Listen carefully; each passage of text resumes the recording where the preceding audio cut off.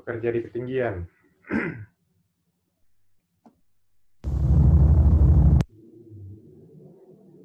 Ya, jadi sekarang bekerja di ketinggian ini menjadi satu perhatian ya, karena banyaknya kasus kecelakaan kerjanya, yaitu jatuh dari ketinggian dan meninggal dunia. Jadi dari Kementerian Ketenagakerjaan juga sudah mengeluarkan regulasi baru khusus untuk bekerja di ketinggian ya, yaitu Permenaker nomor 9 tahun 2016.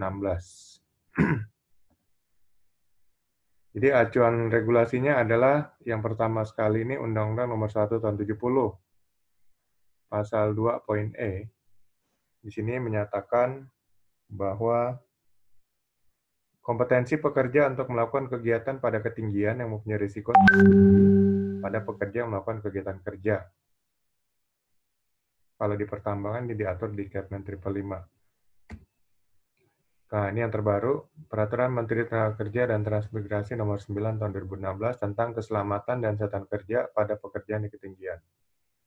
Di pasal 3 disebutkan, bekerja pada ketinggian sebagaimana dimaksud dalam pasal 2, wajib memenuhi persyaratan K3 yang meliputi perencanaan ya, jadi harus direncanakan dulu pekerjaannya, harus ada prosedur kerja, dan harus memahami teknik bekerja dengan aman di ketinggian, dan juga memakai alat pelindung diri ya, atau perangkat pelindung jatuh dan angkur, dan ya tenaga kerjanya ini harus sudah diberikan pelatihan.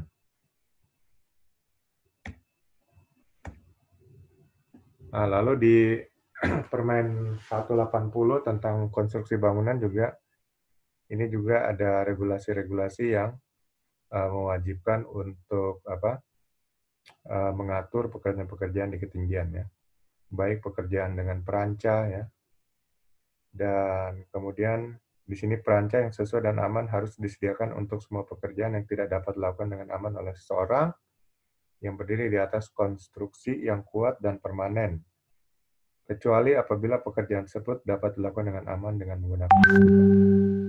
Jadi untuk pekerjaan-pekerjaan yang sangat tinggi pasti nggak menggunakan tangga lagi, tapi perancah ya, atau scaffolding untuk menahan berat beban ya dari pekerjaannya dan juga bahan kerjanya.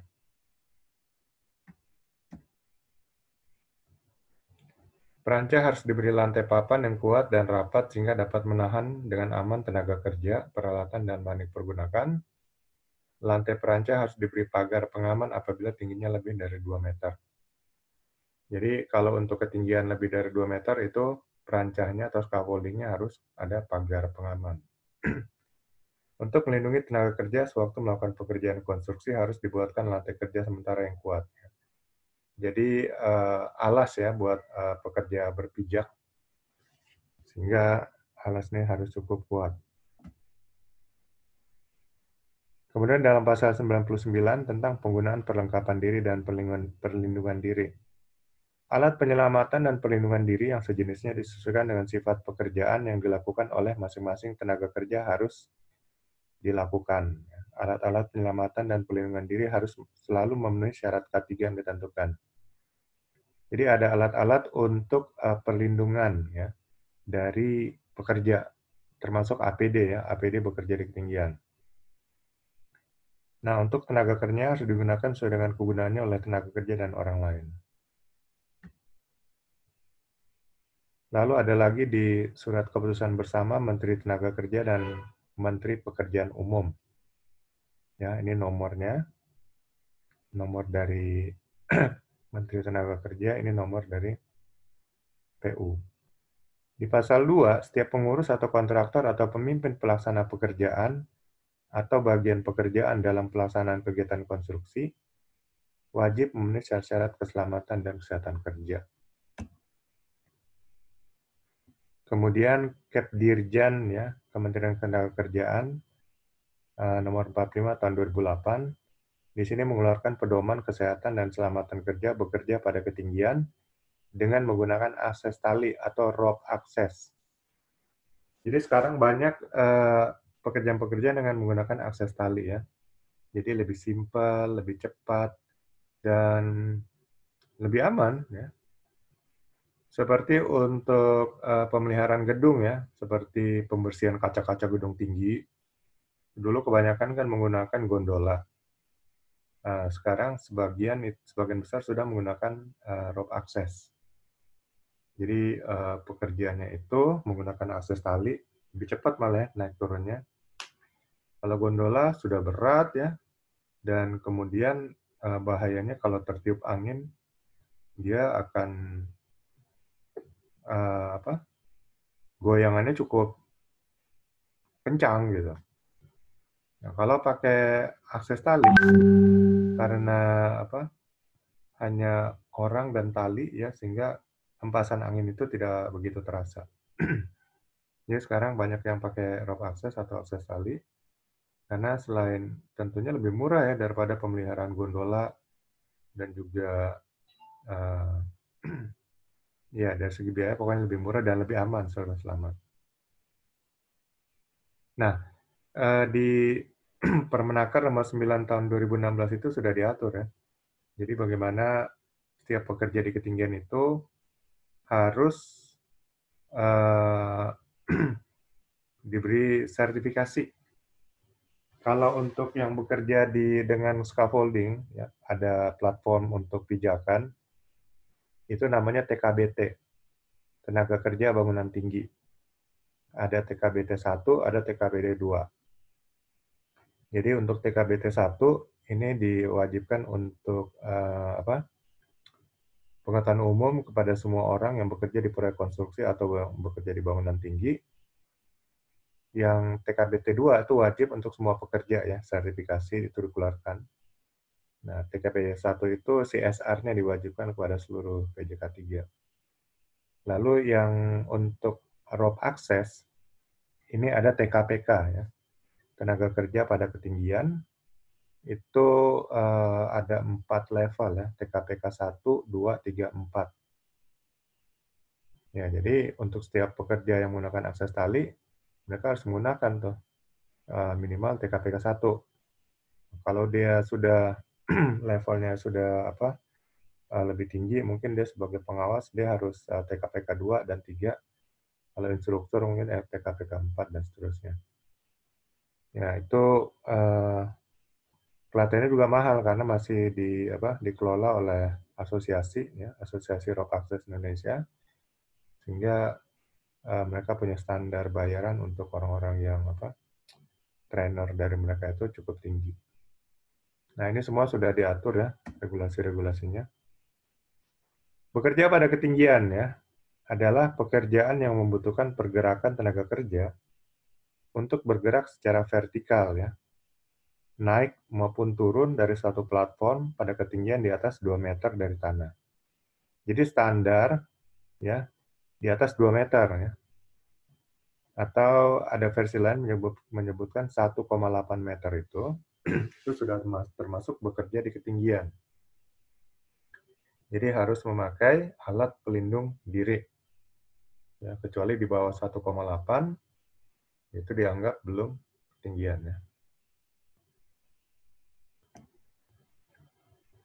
Latar belakangnya.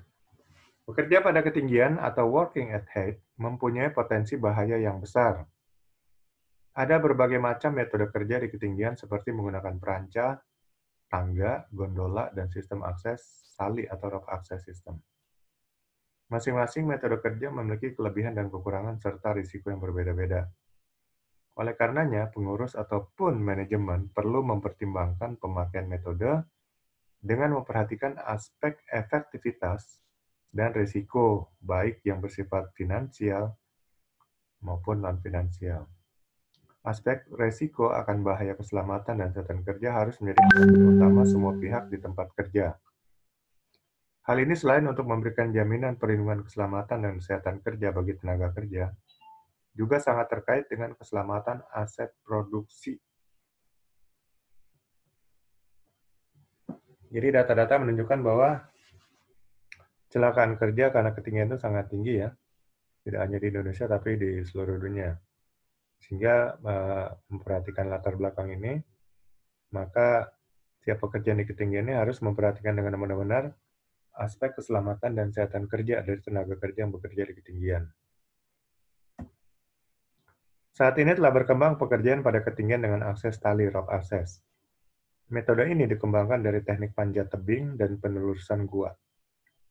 Akses tali telah diterapkan secara luas dalam pembangunan, pemeriksaan, perawatan bangunan, dan instalasi industri seperti gedung tinggi, menara jaringan listrik, menara komunikasi, anjungan minyak, perawatan dan perbaikan kapal, perawatan jembatan, ruang terbatas, confined space, pertambangan, industri pariwisata seperti outbound, penelitian dan perawatan hutan, dan lain sebagainya.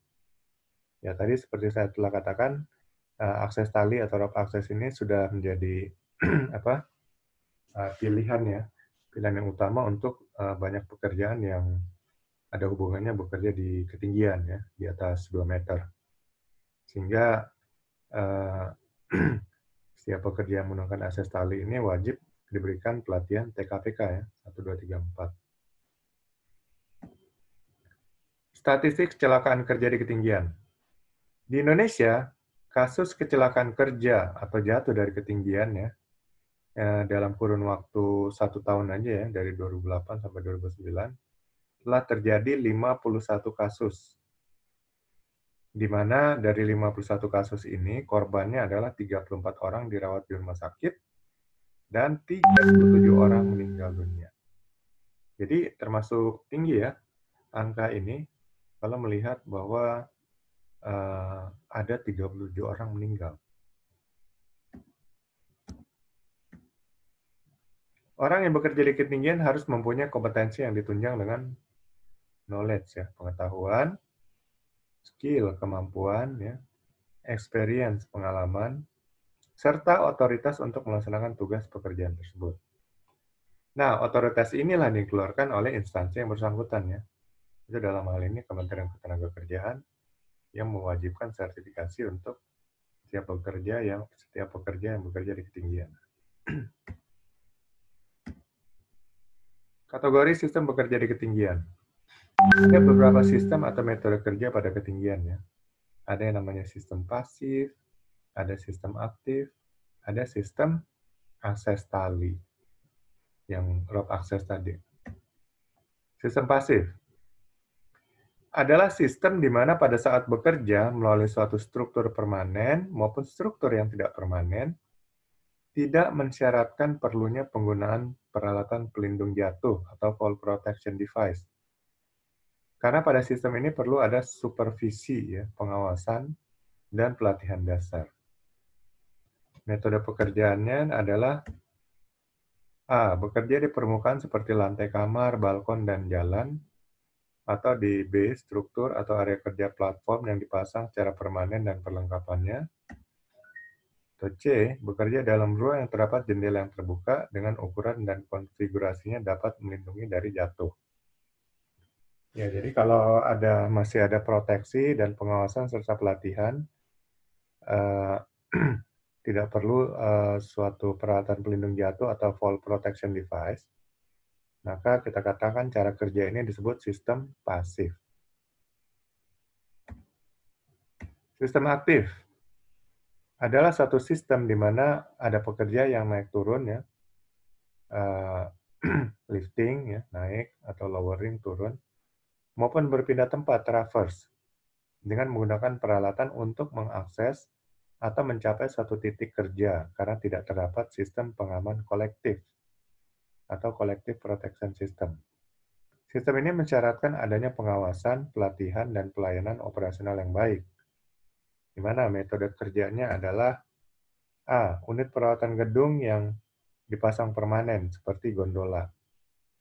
Kemudian perancah dengan memakai perancah atau scaffolding, dengan memakai struktur atau area kerja atau platform ya untuk memanjat seperti tangga pada menara, atau struktur atau area kerja mengangkat ya atau elevating moored platform seperti hoist crane, lift crane, mobil perancah, lalu tangga berpindah atau portable ladder, dan sistem akses tali, rope access. Jadi rope access ini bisa masuk ke sistem aktif juga ya. Selain itu menggunakan scaffolding, perancah, menggunakan gondola, ya. Ini semua masuk ke sistem aktif. Kemudian sistem akses tali atau occupational rope access adalah suatu teknik bekerja dengan menggunakan tali temali dan berbagai perlengkapannya dengan teknik khusus.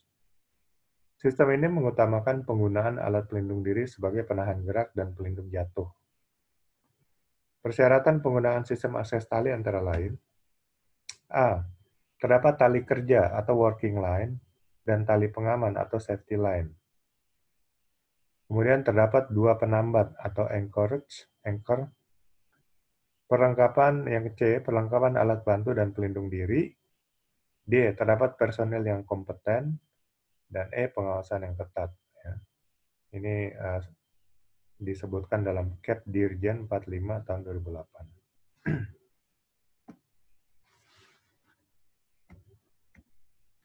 Contoh aplikasi akses tali seperti pekerjaan naik dan turun di sisi gedung, ya, tower, jembatan.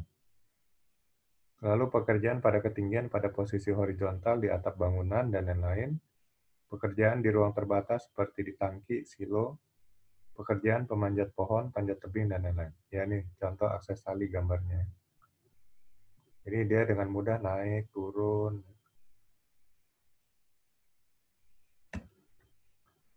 Sistem akses tali sangat efektif dan efisien untuk pekerjaan pemeriksaan pada sistem instalasi dan beberapa pekerjaan ringan sampai sedang.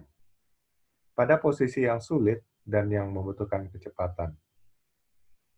Jadi mulai dari sistem yang ringan, sedang, sampai kepada yang sulit bisa menggunakan akses tali. Tanggung jawab. Pengurus atau pengusaha atau perusahaan bertanggung jawab untuk menyediakan, ya. Pertama, lingkungan kerja aman. Ya. Jadi lingkungan kerja aman itu maksudnya area sekitar kerja, ya, itu tidak ada gangguan yang dapat menyebabkan mungkin pekerja bisa cedera, sakit, dan sebagainya. Kemudian menyediakan sistem kerja aman, ya. Jadi menyediakan SOP, ya, menyediakan cara kerja yang aman dan sebagainya. Lalu supervisi, ya, pengawasan, ya, pembinaan serta pelatihan dan informasi lainnya yang dibutuhkan. Dan kemudian menyediakan fasilitas pertolongan pertama, ya, P3K untuk pekerja di ketinggian. Sedangkan tanggung jawab karyawan, ya, ini bertanggung jawab untuk melindungi kesehatan dan keselamatan kerja mereka sendiri, mencegah bahaya kesehatan dan keselamatan orang lain, ya. Jadi ikut membantu nih, ya. Kalau rekan kerja yang dalam bahaya harus beri peringatan, ya. Kemudian menggunakan peralatan yang disediakan dan dalam kondisi baik. Mematuhi peraturan dan kebijakan tentang keselamatan kerja. Ya, bisa juga mengikuti pelatihan untuk kompetensi peralatan atau pelindung jatuh. Dan tidak menggunakan atau mengkonsumsi obat atau alkohol yang bisa membahayakan kesehatan dan keselamatan kerja. Serta melaporkan setiap ada peralatan yang cacat ke atasan. Ya, jadi ada tanggung jawab dari manajemen perusahaan, ada tanggung jawab dari karyawan itu sendiri. Siapa yang beresiko? Semua orang di tempat kerja, ya, baik itu pekerja, supervisor, atau tamu, semuanya mempunyai resiko cedera yang diakibatkan dari kegiatan atau pekerjaan, ya. Seperti pekerjaan di ketinggian, ya, berupa perawatan, pembersihan jendela, dan lain-lain, atau bekerja di tepi lantai atau atap yang tidak ada pelindung jatuh, kemudian bekerja pada lantai atau atap yang rapuh, atau bekerja di mana peralatan atau material bisa jatuh dan mengenai orang di bawahnya. Jadi ini orang-orang yang beresiko, ya. Semua orang yang bekerja di ketinggian, ya baik itu bekerja dalam proses maintenance gedung, ya, pembersihan jendela, maupun yang bekerja di suatu atap bangunan, ya, dan juga orang-orang yang ada di bawahnya, gitu, ya, yang berpotensi terkena ada benda-benda yang jatuh. Dan untuk benda yang jatuh, walaupun mungkin cuma baut kecil, ya, tapi kalau jatuh dari ketinggian, itu mungkin bisa mencederai atau bahkan fatality kepada orang yang di bawahnya yang terkena. Ya. Kalau dari ketinggian 100 meter, sebuah baut yang kecil, itu bisa masuk menembus kepala ya, sampai mungkin bisa menembus otaknya gitu.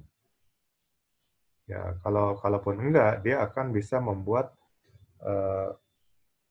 kepala itu mungkin retak atau bengkak gitu ya, karena dari ketinggian itu kecepatannya sangat tinggi ya, terjadi percepatan. Kemudian resikonya apa? Ada 4 jenis utama resiko ya, atau ada 4 jenis resiko utama yang berhubungan dengan pekerjaan pada ketinggian. Itu orang jatuh, atau kejatuhan benda atau objek, atau jatuh dari struktur atau roboh, atau menyentuh kabel listrik bertegangan. Nah, sering kita dengar kan, itu orang-orang yang naik ke atap rumah malah kesetrum gitu ya, karena ingin memperbaiki sesuatu tapi dia kesetrum di atap rumah. Gitu. Atau ya risikonya udah pasti jatuh. Ya. Karena bahaya perbedaan ketinggian itulah bisa menyebabkan risikonya orang jatuh. Atau orang-orang di bawahnya bisa kejatuhan benda atau objek dari atas. Ya. Atau jatuh dari struktur yang roboh. Jadi strukturnya roboh, bukan orangnya. Ya orangnya ikut jatuh. Gitu. Ya ini orang jatuh berarti ya. Kalau struktur roboh, strukturnya roboh, orangnya ikut jatuh ke bawah.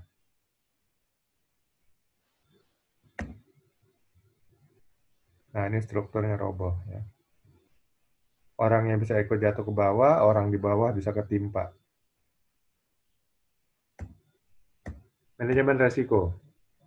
Nah, langkah-langkah manajemen resiko ya. Tadi kita sudah lihat ini resikonya. Lalu langkah-langkah pengendaliannya. Yang pertama mengidentifikasi bahayanya, ya. Dan kemudian menilai resikonya, lalu mengendalikan resikonya, dan terakhir dengan monitoring ya dan tinjauan ya. Ya nih, kira identifikasi bahaya penilaian resiko yang sudah kita pelajari. Identifikasi bahaya. Bahaya harus diidentifikasi sebelum mulai suatu pekerjaan. Ada beberapa cara untuk mengidentifikasi potensi sumber bahaya. Pemilihan yang paling sesuai untuk mengidentifikasi bahaya tergantung pada proses kerja dan bahaya yang diakibatkan. Salah satu cara paling efektif dan mudah adalah dengan berkomunikasi atau konsultasi dengan pekerja berdasarkan pengalaman pada pekerjaan mereka. Ya, jadi pekerja itu yang lebih mengetahui ya bahaya dan risiko karena mereka hari-hari melakukan pekerjaan tersebut. Dalam pengumpulan informasi keselamatan bekerja di ketinggian selalu mempertimbangkan atau menentukan bahaya jatuh dari kerja di ketinggian. Terutama pada pekerjaan ini struktur yang sedang dibangun atau sedang dibongkar, ya. Atap yang rapuh, permukaan yang miring dan licin, permukaan yang tidak stabil, ya. Jadi ini apa tempat-tempat yang berisiko sangat tinggi. Jadi identifikasi bahaya itu harus kita lakukan kira-kira atas semua aktivitas kerja kita ya yang akan kita lakukan sebelum pekerjaan itu dilakukan. Supaya apa? Supaya kita lebih tahu dulu bahayanya sebelum kita langsung mengerjakan pekerjaan tersebut. Sehingga kita memiliki awareness ya atau kewaspadaan untuk menghindari risiko yang mungkin ada dalam aktivitas pekerjaan kita. Ya, ini contoh. Contoh bahwa kayaknya kurang identifikasi bahayanya. Dia ngebor. Ini akan keluar ya, mungkin debu segala macam. Dia nggak pakai masker ya dan sebagainya. Kemudian di sini mungkin ada aliran listrik mungkin nanti dia pakai listrik. Nah di sini air itu adalah konduktor. Dan dia pakai tangga-tangga aluminium yang merupakan penghantar listrik juga. Jadi dia nggak mengakses dulu resikonya, dan ini potensi bahayanya tinggi. Ya. Lalu di sini, ini strukturnya kurang kuat karena nyanggahnya juga kayaknya nggak ada rotan, akar pun jadi ya. Ini resiko tinggi. Ya. Strukturnya nggak kuat. Begitu ada angin, mungkin nih satu penyangga jatuh dia akan rubuh. Ya, kita lihat nih ketinggiannya mungkin lebih dari 10 meter ini. Ya, kalau jatuh lumayan patah tulang, bahkan fatality ya. Ini orang yang tidak melakukan identifikasi bahaya dulu. Ya. Main asal kerja aja, untung-untungan aja kalau dia selamat ini. Ya, dua hal ini. Nah, setelah kita identifikasi bahayanya, maka kita menilai resikonya.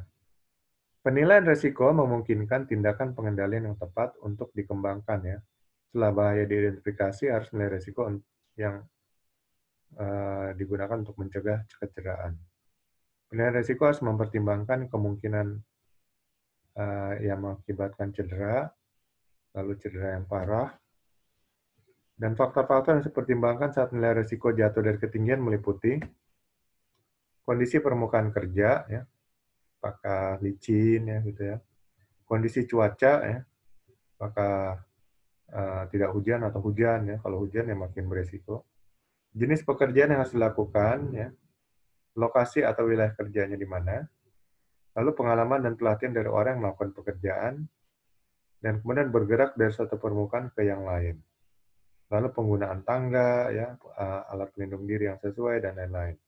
Ini ya faktor-faktor yang harus dipertimbangkan untuk menilai risiko pada pekerjaan di ketinggian. Masih mengendalikan risiko. Oh sorry, tadi menilai risiko, sekarang risikonya kita kendalikan. Setelah identifikasi bahaya dan penilaian risiko, ada 6 jenis metode pengendalian bahaya yang bisa kita ikuti. Yang pertama, menghilangkan bahaya, ya, eliminasi. Yang kedua, meminimalkan risiko bahaya, ya, substitusi. Kemudian isolasi bahaya, ya, yaitu membatasi akses ke area kerja berbahaya. Kemudian kontrol teknik dan peralatan. Ini administrasi. Kemudian ada juga administrasi, misalnya memutar pekerjaan untuk mengurangi waktu habis karena kondisi cuaca. Jadi sistem shift gitu ya. Isolasi bahaya ini masuk ke substitusi juga bisa ya. Sini substitusi. Kontrol teknik dan peralatan ini masuk administrasi menurut saya. Rekayasa engineering belum. Terakhir menggunakan APD. Ya mungkin rekayasa engineering mungkin maksudnya di sini ya, isolasi bahaya. Kontrol bahaya. Jadi bekerja di ketinggian, bagi orang yang pertama kali, ini keringat dingin nih ngelihat. Ya. Karena dia masih belum terbiasa, dia takut jatuh. Tapi kalau udah hari-hari kita kerja seperti ini, udah lebih sebulan, urat takutnya udah hilang tuh karena udah terbiasa. Nah biasanya orang-orang seperti ini jadi kurang waspada gitu ya. Jadi ya harus selalu tetap waspada walaupun kita sudah terbiasa tidak takut lagi gitu. Setiap merencanakan bekerja di ketinggian, terapkan metode hierarki kontrol ya, atau ini tadi ya, kontrol pengendalian ini. Hierarki maksudnya dimulai dari sini dulu. Kalau bisa menghilangkan bahaya itu lebih bagus. Akhirnya turun ke bawah. Yang terakhir menggunakan APD aja gitu. Atau APD bisa digabungkan di kontrol di atasnya. Hindari kerja di ketinggian jika mungkin, ya, jika memungkinkan maksudnya, dan cegah dari jatuh. bahaya jatuh. Kurangi jarak dan konsekuensi jatuh. Jadi hindari ya kalau nggak perlu naik ke atas.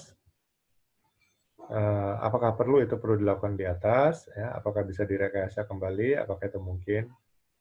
Nah, kalau memang nggak bisa dihindari ya kita harus bekerja di atas. Ya, kita harus mencegah jatuh dengan membuat area kerja menjadi aman. Gitu.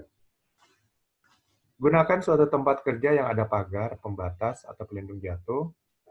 Lakukan cara kerja yang paling pantas dan pilih peralatan yang sesuai. Kurangi jarak dan konsekuensi jatuh ya. Gunakan cara kerja yang aman. Gunakan cara lain untuk mencegah kecelakaan atau jatuh dari ketinggian. Sediakan sistem peralatan pelindung jatuh atau collective fall arrest system.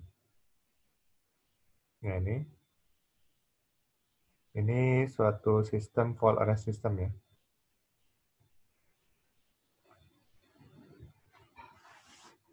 Ini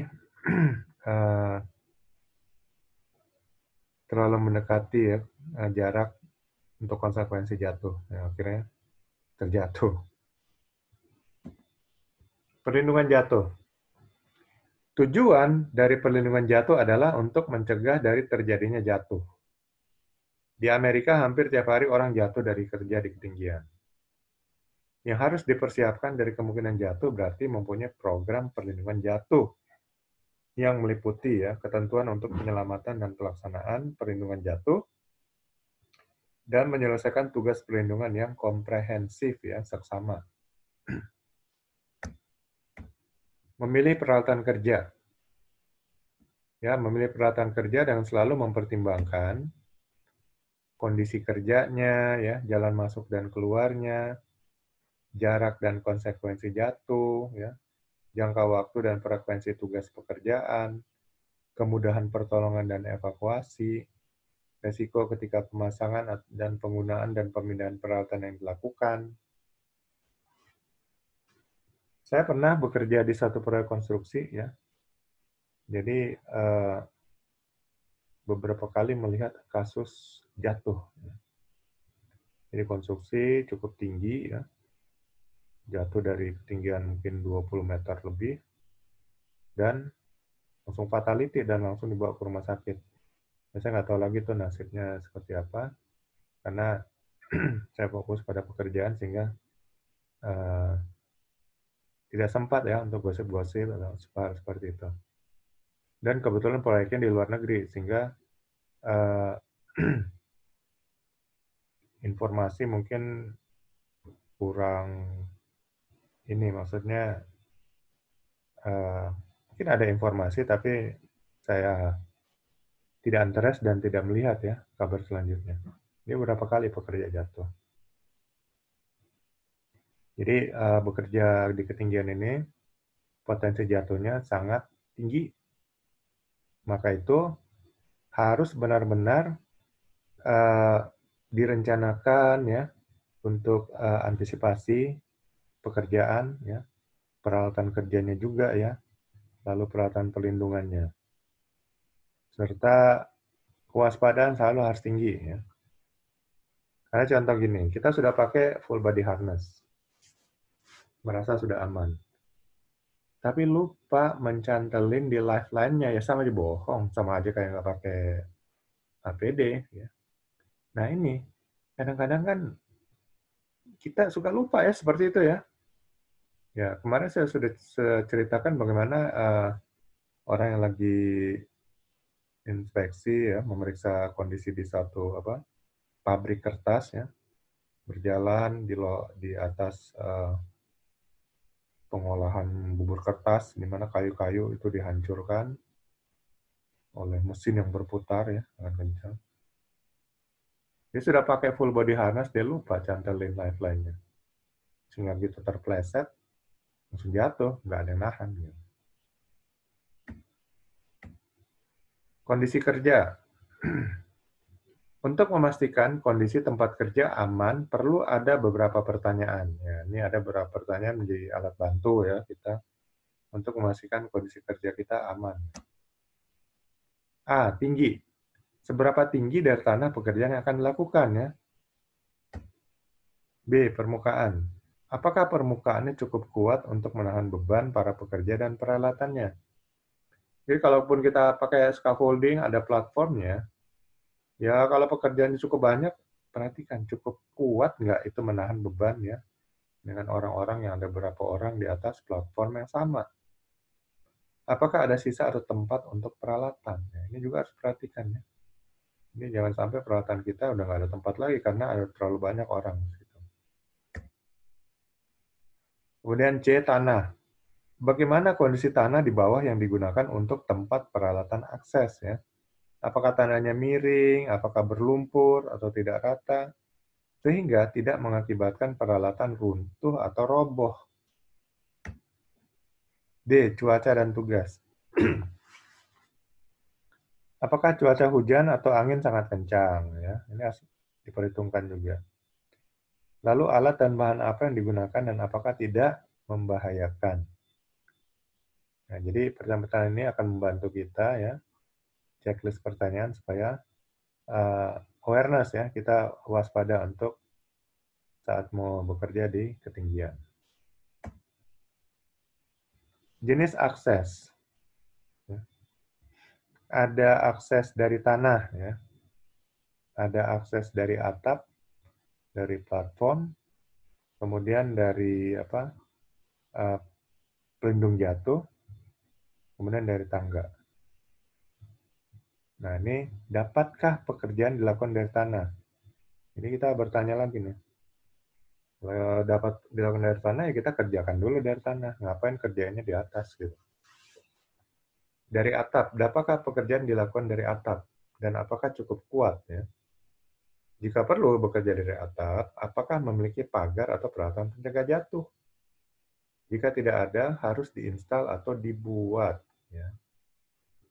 Dari platform, dapatkah pekerjaan dilakukan menggunakan platform mobile, ya, atau bergerak, atau perancah menara? Fall protection, pelindung jatuh. Apakah diperlukan personal protection untuk memungkinkan akses yang aman? Tangga. Apakah pekerjaan risiko rendah dan durasi pendek, ya, tidak lebih dari 30 menit? Atau apakah tangga yang digunakan menjangkau daerah tersebut? Apakah pekerja bisa menggunakan tangga dengan aman? Sebelum kita bekerja, kita menggunakan checklist pertanyaan untuk identifikasi bahayanya ya. Sehingga kita akan mencari solusi ya dengan melakukan menanyakan pertanyaan ini ke diri sendiri. Pilih peralatan kerja ya. Jadi peralatan kerja untuk mencegah jatuh, seperti pagar pelindung ya, perancah, untuk kolektif. Untuk personal fall protection ya. Jadi alat pelindung jatuh personal, ya mungkin seperti full body harness. Kemudian peralatan kerja yang mengurangi tinggi dan konsekuensi jatuh. Ya, untuk kolektif jaring pada posisi tinggi ya, 6 meter di bawah posisi kerja. Kemudian untuk personal fall protection system. Untuk peralatan kerja lain ya, ini bisa menggunakan tangga, ladder, step ladder, platform tanpa pelindung ya, yang bisa dipakai secara kolektif maupun personal. Jadi nanti kita memilih peralatan kerja ya, dan juga peralatan pelindung diri bekerja di ketinggian yang tepat ya, sesuai dengan jenis pekerjaan kita.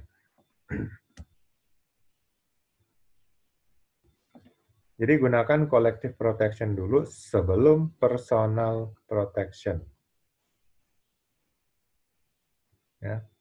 Jadi harus ada ini dulu, pagar pelindung ya, perancah, baru kita menggunakan full body harness. Kemudian harus ada jaring pada posisi tinggi, baru kita menggunakan personal fall protection system. Jenis peralatan akses. Jenis-jenis peralatan yang bisa digunakan untuk meminimalkan risiko ketika bekerja di ketinggian antara lain. Tangga, ya. Kemudian perancah, lalu mobile elevation working platform. Ya. Jadi platform bekerja yang bisa bergerak. mobile. Ya, seperti ini ya. Mobile Elevation Working Platform. Kalau tangga ini, perancah ini, scaffolding. Ini Mobile Elevation Working Platform. Tangga. Kebanyakan pekerja jatuh dari tangga dikarenakan ya tidak tahu kapan untuk menggunakan tangga. Ya, jadi kurang tahu fungsi tangga. Kemudian tidak bisa memutuskan memilih tangga yang tepat. Ya. Lalu tidak memahami bagaimana cara menggunakannya. Kelihatannya sederhana ya, tapi kalau kita nggak tahu sebenarnya fungsi tangga, kita bisa menggunakannya dengan cara yang salah. Gitu. Kemudian tidak tahu bagaimana cara menjaganya dan mengambil tindakan pencegahan keamanan. Nah, kemudian apa yang harus dipahami? Pahami aturannya, penyebab jatuh, menggunakan tangga yang sesuai, dan pemeriksaan tangga sebelum digunakan.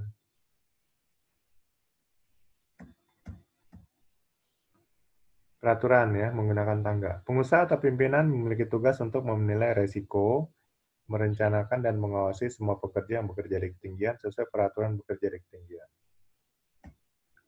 Kapan tangga digunakan? Tangga dapat digunakan bila pekerjaan dinilai mempunyai risiko rendah dan memerlukan waktu yang sebentar saja, antara 15 sampai 30 menit. Jadi kalau kerja 8 jam sehari, ya tangga itu nggak tepat ya. Karena akan mempengaruhi ergonomi kita juga gitu. Ini gambar dari tangga ya. Ya ini tangga 2 kaki, ini tangga 1 kaki yang harus disenderkan. Dalam menaruh tangga ini kita harus lihat permukaannya juga ya, rata atau enggak gitu. Karena akan pengaruh kepada keseimbangan tangga. Macam-macam tangga ya. Ada tangga langkah ya, step ladder, ada leaning ladder ya. Jadi harus nyandar deh, lean. Nah, ini tangga langkah. Step ladder. Sebelum digunakan ya, sebelum menggunakan tangga tanyakan pada diri sendiri, apakah cocok saya bekerja di ketinggian? Cocok nggak sih? Kalau badannya terlalu gede, gemuk, waduh, dapat juga ya kalau untuk naik tangga. Selanjutnya pikirkan tentang kondisi dan posisi tangga. Kondisi. Tangga yang mempunyai kondisi baik antara lain kaki melekat erat. Ya. Ini seperti ini. Ya, melekat erat empat sudutnya, 4 kakinya. Jangan sampai satu agak ngegantung gitu kan. Berarti kondisi nggak rata.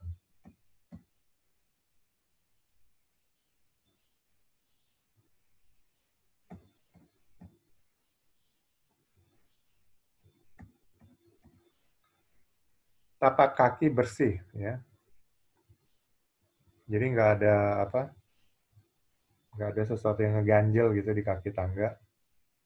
Pengunci kondisinya baik ya.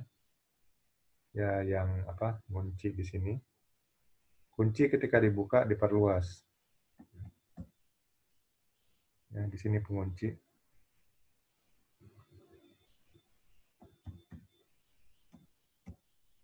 Posisi. Posisi tangga yang baik antara lain terbuka penuh. Atau untuk step ladder ya. Bisa dibuka penuh. Jadi jangan sampai setengah sehingga pengunci tidak mengunci dengan baik gitu. Terkunci dengan baik, tidak bergerak di bagian bawah, berdiri pada permukaannya rata, kering, keras, tidak licin.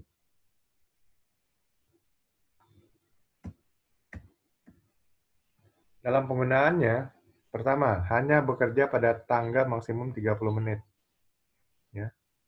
Jangan bekerja di tangga 24 jam. Maksudnya jangan jadiin tangga itu kasur gitu. Hanya membawa bahan dan alat ringan ya, maksimal 10 kilo. Kemudian jangan melampaui batas. Pastikan pusar berada di dalam stilts. Ya. Jadi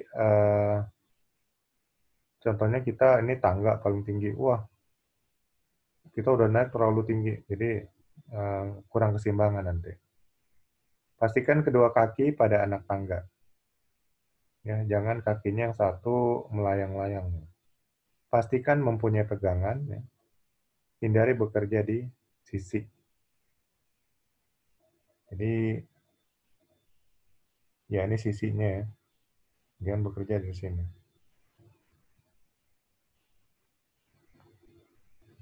Ini tangga segini, kita berdiri paling atas ya, nggak seimbang nanti. Kemudian leaning ladder ya, tangga yang perlu disender gitu. Sebelum digunakan ya, tanyakan pada diri sendiri apakah cocok saya bekerja di ketinggian. Kalau nggak cocok ya nggak kerja-kerja terus dengan tangga gitu. Selanjutnya pikirkan tentang kondisi dan posisi tangga. Kondisi tangga mempunyai kondisi baik apabila ya sekarang tangga leaning ladder lah ya, tadi step ladder. Kedua tapak kaki terpasang dengan baik dan benar.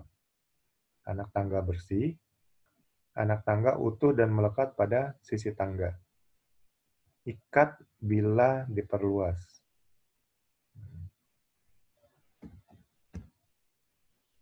Ya, ini bersih, tangganya juga bersih, step-stepnya juga masih berfungsi normal ya. Dan ya kalau perlu diikat ya supaya dia tidak bergerak ya. Tapi kalau hanya pekerjaan sebentar sih nggak repotin juga. Cuman kita lihat kalau memang dia bisa bergerak ya harus diikat.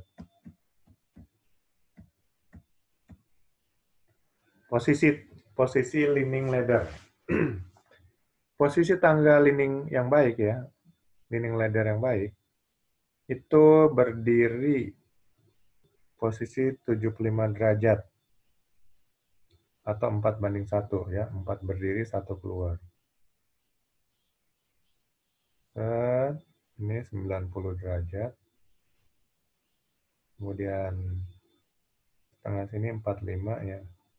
Nah, jadi dia agak berdiri tegak ya gini. Kalau begini kan 90. Kalau tengah-tengahnya 45. Berarti mendekati ke tegak lurus ya 75. Bagian bawah tidak akan bergerak. Nah, pastikan ini nggak bergerak ya. Jangan ada ditaruh di kulit pisang atau apa gitu. Kemudian berdiri pada permukaannya itu dia rata, kering, keras, tidak licin. Karena tangganya rata ya. Jadi jangan sampai sini jaraknya umpamanya 30 cm. Lalu dari sini ke sini 45. Dari sini 40. Beda-beda. Bisa jatuh gitu nanti ya.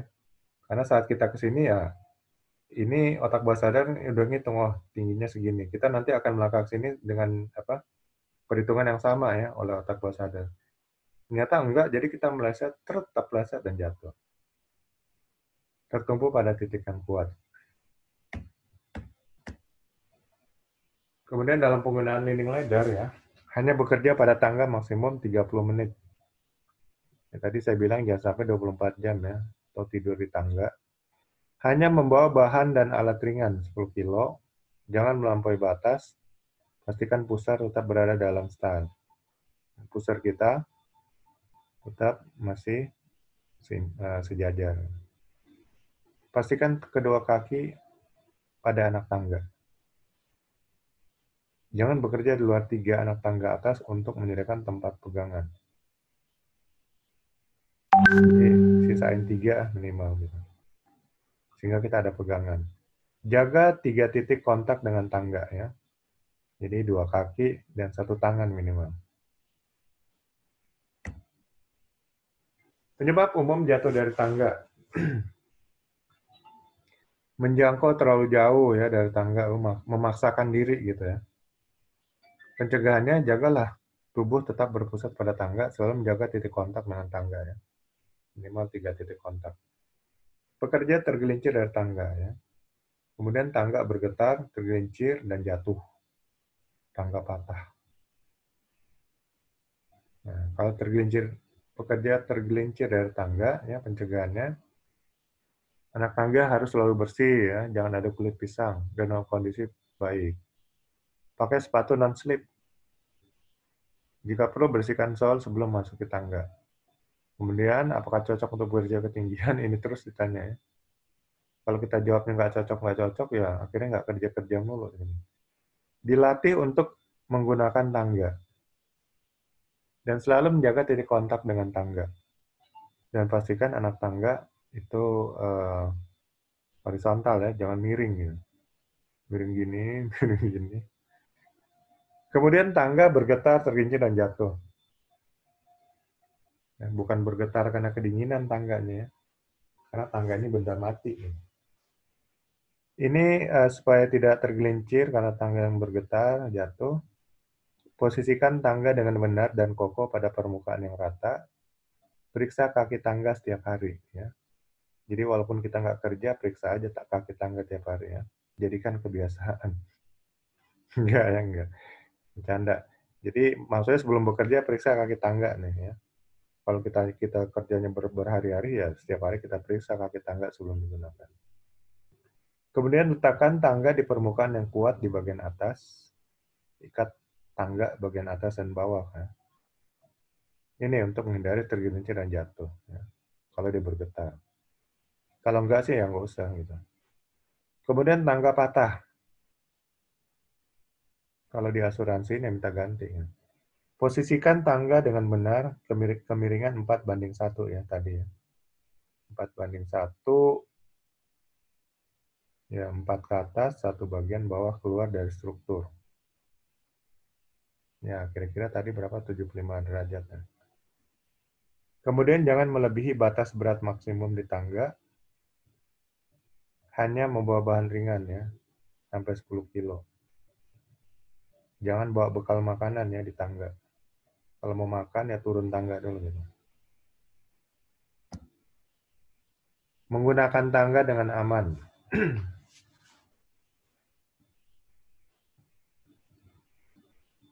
Ini ya ini tangga sudah diikat ya. Untuk menghindari kalau dia bergeser atau bergerak. Jadi menggunakan tangga dengan aman mencegah dari tergelincir ya, mencegah tangga tidak bergerak setiap naiki anak tangga berikutnya. Cukup aman selama dipakai untuk bekerja. Memiliki atau tersedia pegangan untuk memungkinkan pekerja mempertahankan 3 titik kontak. Diperiksa secara teratur.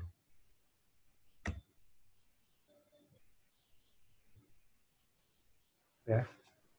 Ini 2 titik kontak ya. 1, 2. Nah, ini bahaya. Jadi nggak boleh. Ini 3 titik kontak ya. 1 tangan kiri dan 2 kaki. Baru tangan yang satu lagi bekerja. Ya, kemudian yang ini. Posisinya nggak benar ya, miring begini. Dia 2 titik kontak ini. Ini posisi yang benar karena titik kontak ketiga ada di badan kita ya. Baru dia menggunakan bor. Oke, kita kira-kira ini gambar ya. Bisa lihat cara menggunakan tangga dengan aman dan benar. Nah, kemudian di sini lagi, ini semua cara yang benar ya. Tangga diikat. Kemudian ini kita masih menyisakan 3 anak tangga. Jangan sampai ke atas lagi. Ya. Lalu gunakan 3 titik ya. Jadi badan kita bisa ini. Ini diikat sini. Sehingga tangga tidak bergeser. Lalu ini sudutnya ya. Sudutnya 1:4 atau 75 derajat.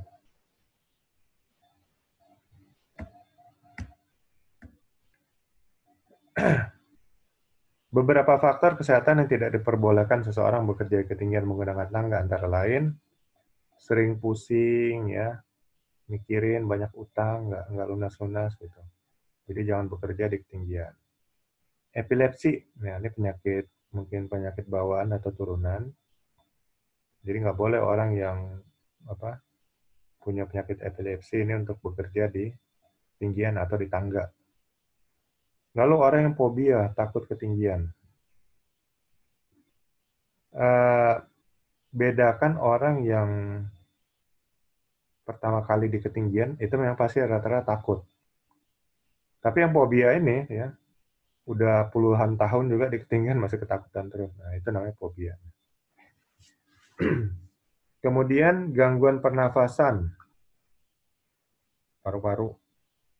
Jadi saat dia mungkin tiba-tiba sesak nafas, dia akan hilang keseimbangan dan bisa jatuh. Lalu gangguan fungsi sendi, ya, sendinya sering sakit, lalu tiba-tiba kumat lagi berada di ketinggian, ya mendingan nggak usah. Atau pengaruh alkohol, ya, dan penyalahgunaan obat.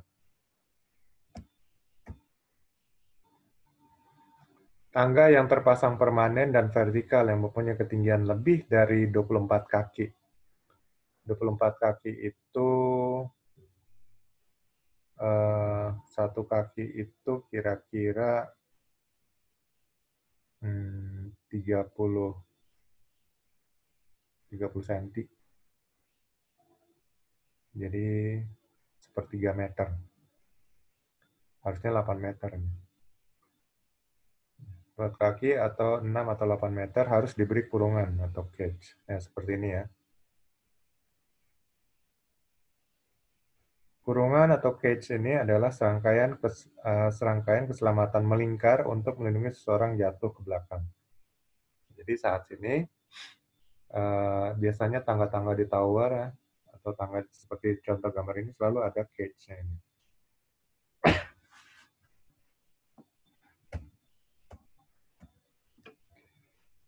Menggunakan tangga ya, pastikan bahwa tangga melebihi sedikitnya 1 meter di atas landasan platform. Ya, contohnya ini.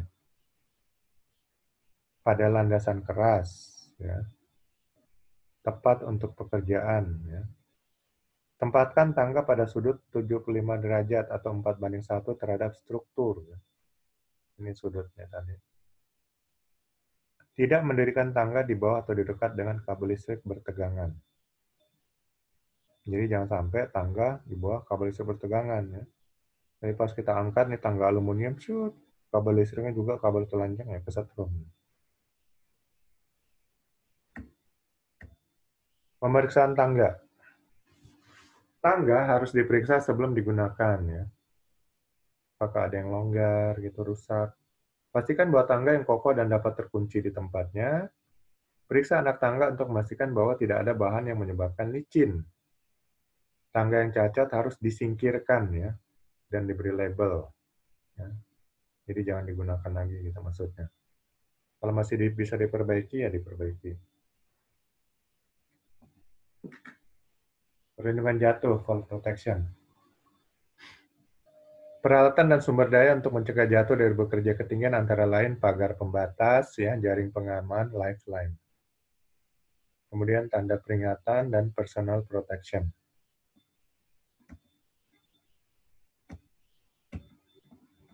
Lifeline ini ada yang horizontal, ada yang vertikal. Horizontal berarti begini. Kalau gini berarti vertikal. Pagar pembatas atau guard rail, ya guard, pakai R lagi nih. Guard rail.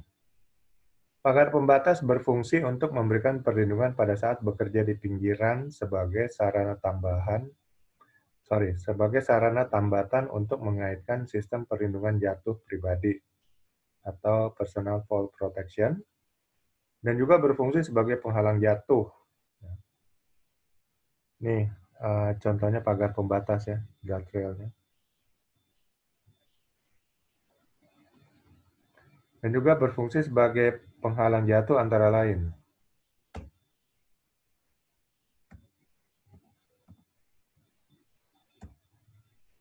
Ya ini penghalang jatuh seperti jaring pengaman ya. Jadi sudah ada jaring pengaman, tapi jangan pura-pura jatuh ya, biar apa? Nggak kerja dulu gitu. Ini jaring pengaman adalah sebagai alat untuk mengurangi tinggi ya, dan penangkap pada konsekuensi jatuh. Jaring pengaman atau net dipasang 6 meter di bawah tempat kerja. Ya, jadi kalau kedinginan kita ini umpamanya tinggi, terus jangan lebih dari 6 meter ya. Jadi bawahnya taruh jaring pengaman. Ini kalau terlalu jauh juga ya, saat kita jatuh itu terjadi percepatan sehingga bisa-bisa jaring pengamannya nggak kuat menahan beban jatuh kita karena terjadi percepatan sehingga beban beratnya makin tinggi. Horizontal lifeline. Ya ini horizontal lifeline ya. Sejajar dengan ini mendatar. Jadi dicantelin body harness kita.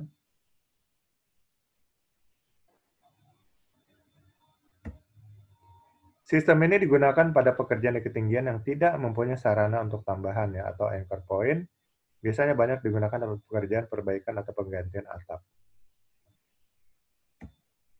Vertical lifeline system. Sistem ini biasanya menggunakan sistem lifeline rope. Adalah bentuk perlindungan jatuh untuk pekerja melakukan kegiatan memanjat dan pada saat melakukan pekerjaan yang tidak mempunyai tambatan di bawah untuk bisa bergerak secara luas. Ini vertical lifeline ya. Jadi cantelannya ini ya secara vertikal.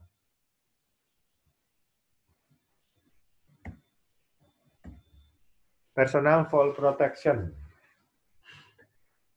Banyak orang beranggapan bahwa sebelum hilang keseimbangan dan jatuh, masih punya waktu meraih sesuatu untuk pegangan sebagai pencegah jatuh.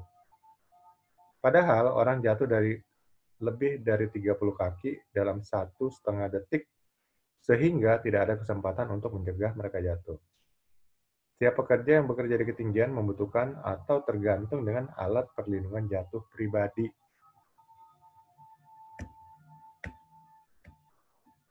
Sistem personal fall protection terdiri dari 4 elemen ya. Yang pertama ada anchor-nya, ya. Lalu body wear, connector, deceleration device. Ya.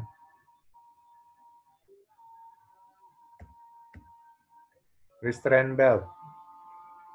Restraint belt ini dapat setel atau diatur, ya, di-adjust. Hanya pencegah jatuh saja, hanya menerima beban statis saja dan penggunaannya terbatas. Work positioning belt dapat setel, tidak untuk menghentikan jatuh, hanya menerima beban statis saja, penggunaan terbatas, masih bisa jatuh. Fall arrest harness dapat disetel, ya, di-adjust, mampu menahan beban dinamis, mempunyai pengait belakang standar, dan pengait depan opsional. Ini gambar harness. Harness kombinasi. Ini peralatan penyangga tubuh kombinasi antara fall arrest dan work positioning. Dapat disetel sesuai dengan tubuh pemakai, mampu menahan beban dinamis, dan cocok untuk kegiatan head angle rescue. Jadi dipakai untuk penyelamatan juga bisa ya. Kemudian untuk lanyardnya ya, untuk pengaitnya, ini ada jenis-jenis modelnya. Ada restraint lanyard, ada work positioning lanyard, ada fall arrest lanyard, ada retractable type fall device, ya. Ada guided type fall arrest device.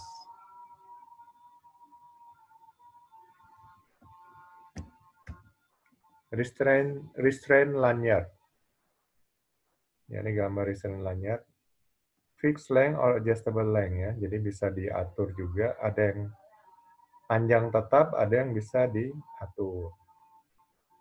Cukup pendek untuk mencegah jatuh. Hanya dapat menahan beban statis. Ya. Jadi beban bergerak enggak.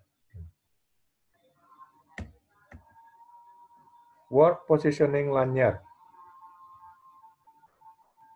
Fixed length atau adjustable, ya ada yang fixed, ada yang bisa di adjust.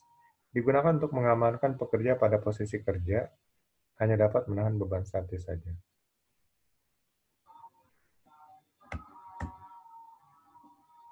Kemudian safety backup personal for protection system terpasang pada struktur. Work positioning lanyard dilingkarkan pada struktur, dan work positioning lanyard terpasang di tempat yang tersedia di sisi pinggang pada work position. Jadi nanti di cantelan di tubuh ini di sisi pinggang, ya. Kemudian ini nanti dicantelin di lifeline. Ya kalau pakai ini jangan lupa gitu ya. Yang kayak saya ceritakan tadi, lanyardnya lupa dicantelin di lifeline. Ya. Udah pakai full body harness, pakai lanyard, karena nggak dicantelin ya pas kepleset jatuh ya nggak ada yang bisa nahan gitu. Fall arrest lanyard. Ini lanyard dengan tenaga absorber attach, mengurangi dampak gaya kejut ya.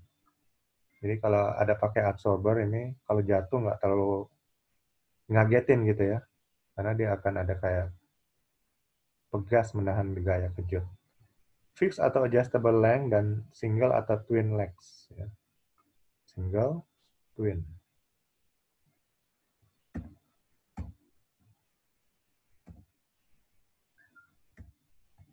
Kemudian ada yang panjang tali asli maksimal 2 meter, jarak pemanjangan shock absorber ya.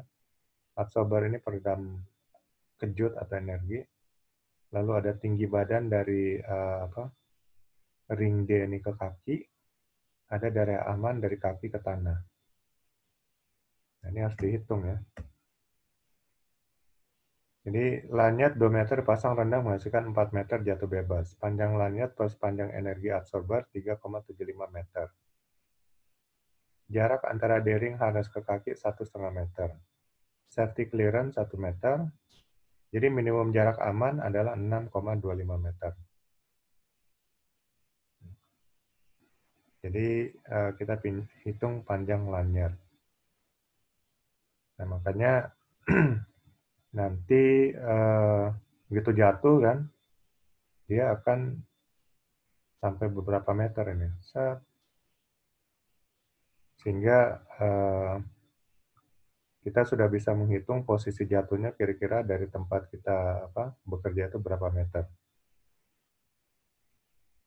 Ya, dengan menghitung panjang lanyard, panjang energi absorber, panjang D-ring harness ke kaki, ada safety clearance-nya. Jadi jangan sampai ternyata ini tanah dari tempat kita kerja 5 meter. Ya kejeduk juga di sini kan.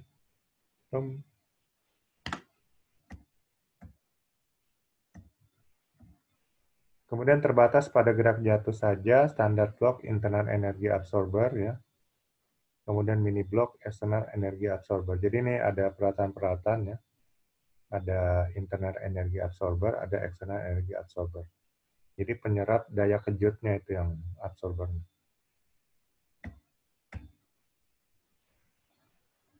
Jenis fall arrestor retractable. Bahaya penggunaan alat ini jika anchor point rendah. Ya. Harus mengikuti petunjuk dari pabrik. Kemudian bahaya penggunaan alat ini bila anchor point fleksibel.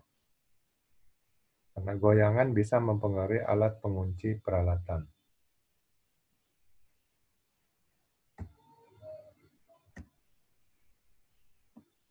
Ya ini retractable-nya ya. Dia bisa ngunci gitu nanti. Rigid lifeline biasanya dipasang permanen, flexible lifeline dipasang untuk temporary. Ya ini retractable rigid, ini fleksibel. Nah ini contoh saat menggunakannya. Jadi kayak tadi kita hitung ya, kalau ini ketinggiannya nggak sampai 6,25 meter ya, jadi kalau kita pakai perhitungan tadi dia akan kena ke ini juga,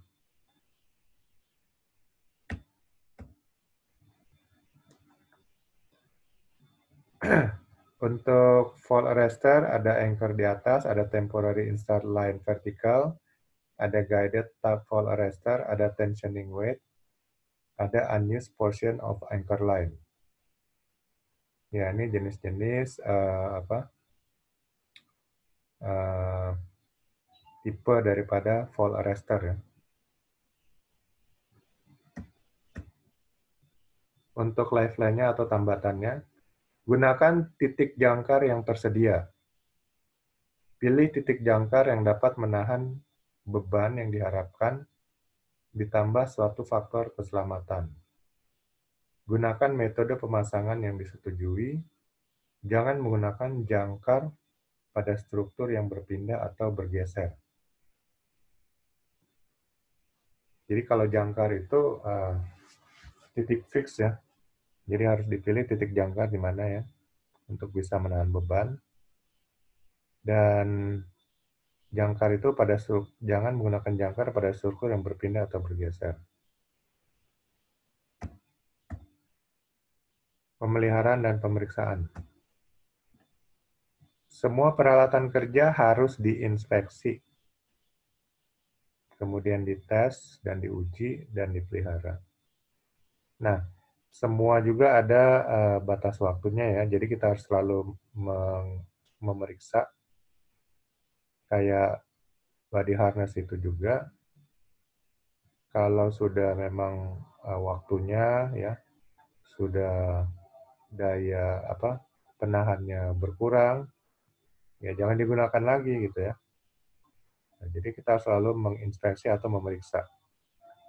Kalau memang sudah kurang yakin, kita tes dulu dan uji dulu ya.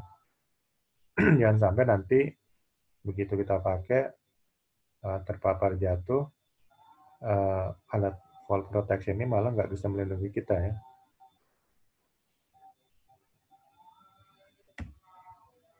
Sesuai ketentuan untuk memenuhi standar yang ada, pastikan bahwa peralatan dirawat oleh orang yang berkompeten. Ya, selalu dirawat ya, disimpan di tempat yang kering, tidak lembab. Alat pelindung diri. Persyaratan peralatan dan alat pelindung diri.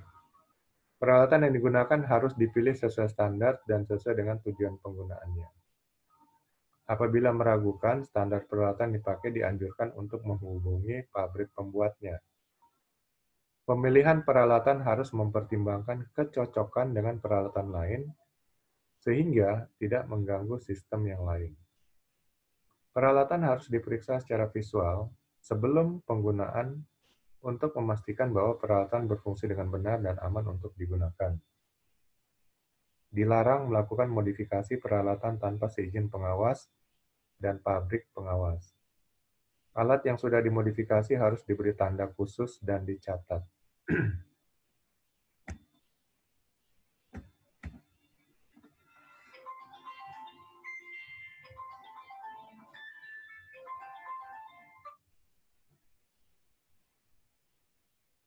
Alat pelindung diri yang harus dipakai ada safety glass, safety helmet, safety shoes, sarung tangan, dan peralatan khusus lain yang dibutuhkan. Perencanaan penyelamatan. Ya, jadi sebenarnya yang kita pelajari ini ya, keselamatan bekerja di ketinggian.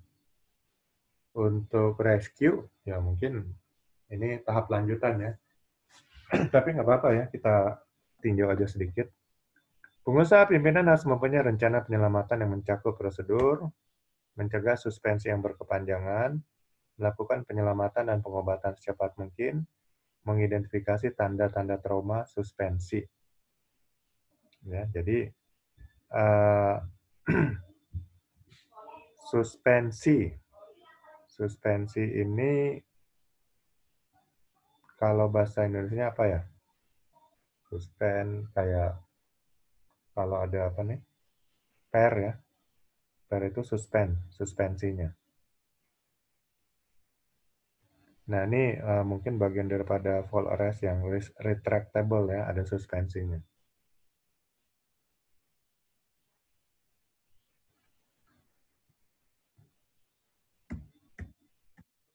Ada 3 hal yang memperburuk pasien jatuh.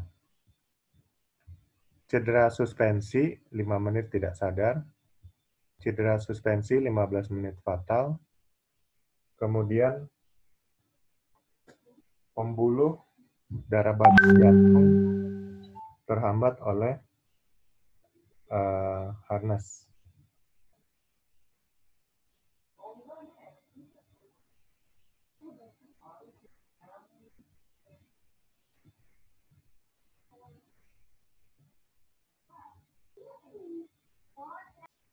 Oke, 3 hal yang memperburuk pasien jatuh: cedera suspensi, 5 menit tidak sadar, lalu 15 menit fatal, kemudian pembuluh balik ke jantung terhambat oleh harness. Jadi suspensi ini berhubungan dengan pembuluh darah ya. Cedera pembuluh darah, kemudian semakin lama dia akan semakin fatal, dan pembuluh balik ke jantung terhambat oleh harness. Karena pakai full body harness ini, jadi kita kayak diikat gitu ya.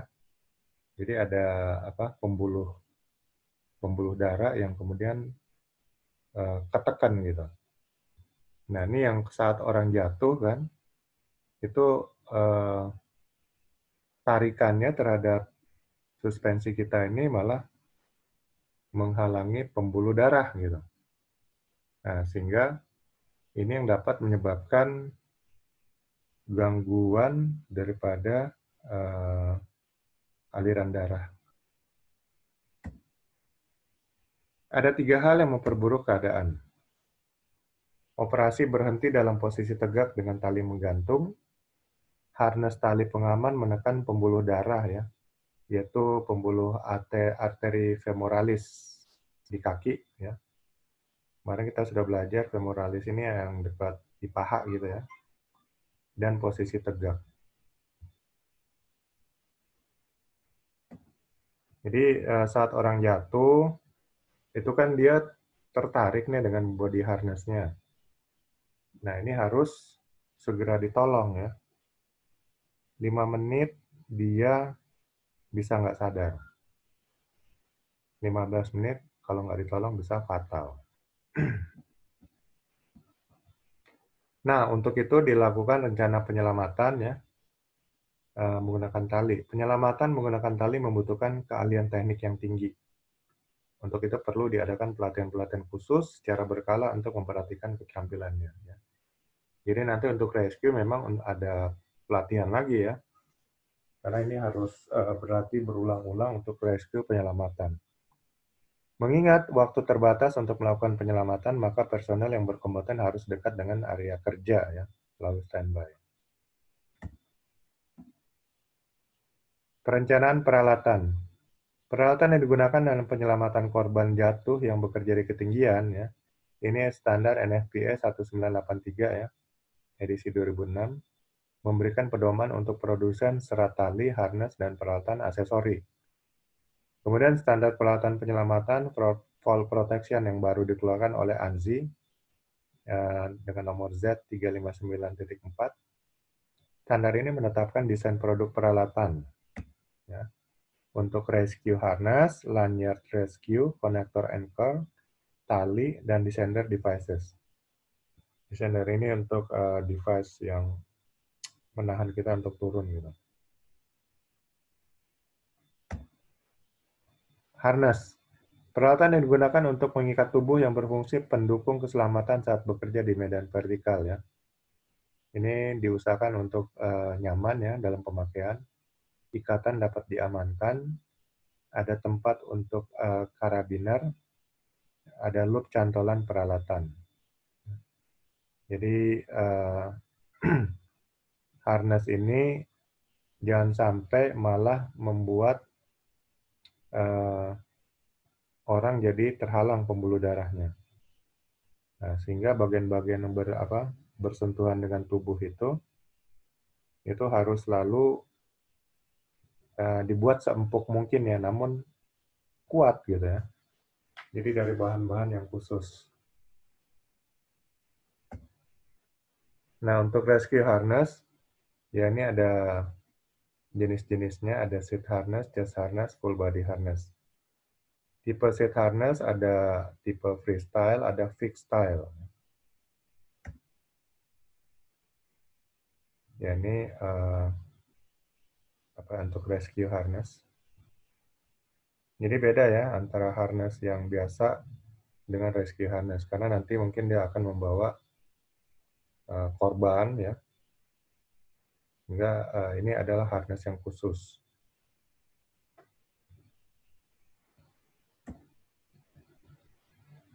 Nah, konektor atau karabinernya bentuknya seperti ini.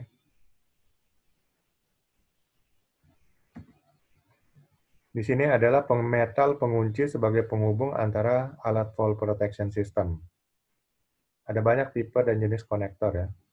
Pastikan bahwa konektor yang digunakan sudah benar. Descender. Ini adalah alat bantu turun yang ditempatkan pada tali dan dicantolkan pada rescuer ya. Ya, ada jenis figure of 8 ya, ada auto stop, ada in panic descender.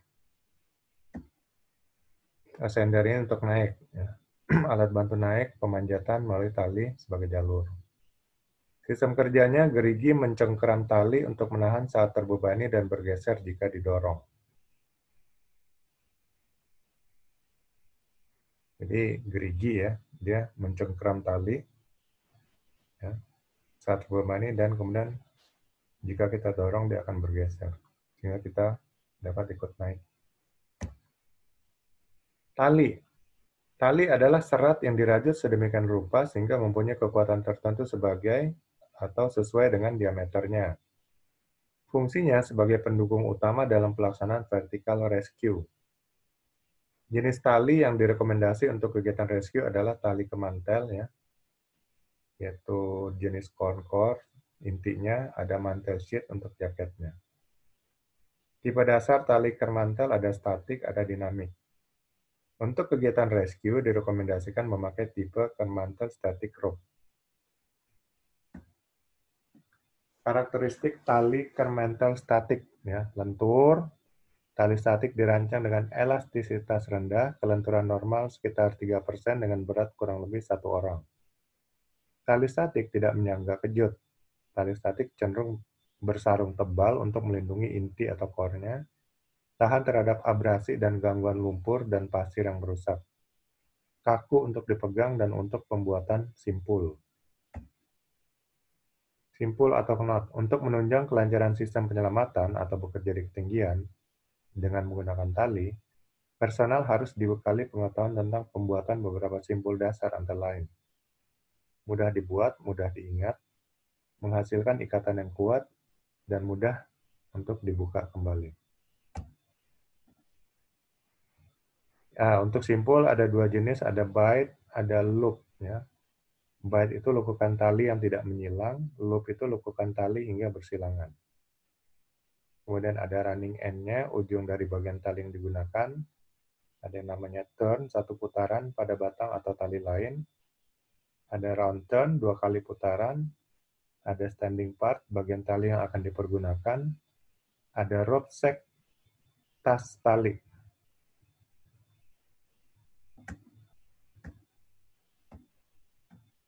Kemudian ada jenis-jenis ikatan simpul ya. Ada yang namanya thumb overhand knot, gunanya sebagai simpul dasar dan pengaman simpul. Ada figure of 8 knot, gunanya sebagai simpul di ujung tali atau stopper knot dan menyambung tali.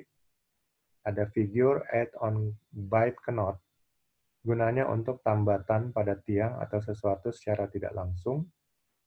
Ada figure 8 follow through knot, gunanya untuk tambatan pada tiang atau sesuatu secara langsung.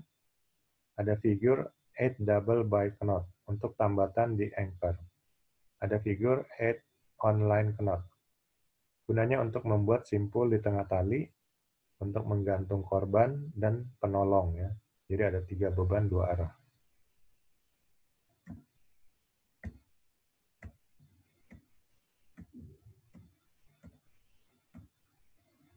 Kemudian ada lagi butterfly knot, gunanya untuk membuat simpul di tengah tali, menyimpan bagian tali yang rusak, Ada clove hitch, gunanya untuk membuat simpul di pangkal. Ada double fisherman knot, gunanya untuk menyambung tali yang sama besar dan licin. Ada round turn and two half hitch, gunanya untuk pengikat di anchor point. Ada bowline, gunanya untuk menyimpul yang tidak menjerat. Ada water knot, gunanya untuk menyambung kedua ujung webbing bila akan digunakan untuk anchor. Jadi ini hanya review aja ya, karena untuk dasar bekerja di ketinggian sudah selesai. Jadi kalau mau lanjut nanti untuk akses tali, ya ini akan dipelajari lebih lanjut ya, terutama untuk rescue, penyelamatan. Ya ini yang namanya overhand knot. Ya nanti kalau mengambil TKPK 1 dan 2 ya sudah mulai belajar simpul-simpul gini nih. Dan ini dilatih berulang-ulang supaya lancar. Ini namanya figure of 8 knot. Bentuk 8 ya. Kemudian figure 8 on bite. Ikatan ganda. Figure 8 follow through. 8 online.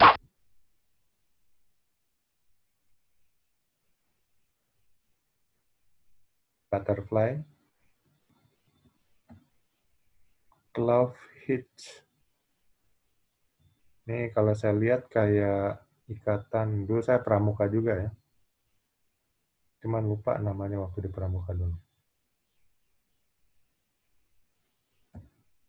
Ada bowline. Double fisherman. Nelayan ganda. Water knot. Tapi kalau ngeliat gambarnya mungkin mudah nih untuk kita ikutin cara-cara pengikatannya. Oke, itu bekerja di ketinggian dan sedikit review tentang untuk rescue, ya itu hanya sekilas. Nanti kalau memang untuk belajar rescue itu masuk ke TKPK 3 ya, 3 dan 4. Dan training TKPK ini mahal ya. Jadi kalau mau jadi TOT untuk bekerja di ketinggian ya dari Arai, itu harganya mungkin bisa 12 juta.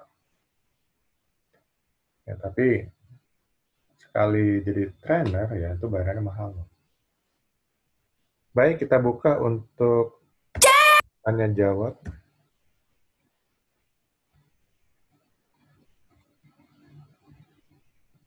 Silakan Nat, kalau ada yang ingin bertanya.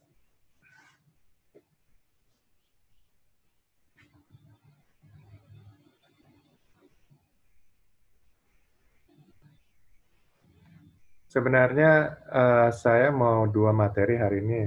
Ya, materi satu lagi train of trainer. Tapi karena sebentar jam 2 saya ada ini lagi. Jadi kita lanjut besok aja ya. Train of trainer sama nanti besok ada lagi satu materi. Hari ini mohon maaf karena harus telat tadi karena memang disuruh ngambil buku-buku ya untuk anak sekolah. Lalu pendaftaran ulang. Kemudian tadi yang lamanya adalah fotokopi. Jadi nyuruh orang fotokopi dulu, karena ada buku yang nggak ada, jadi harus difotokopi.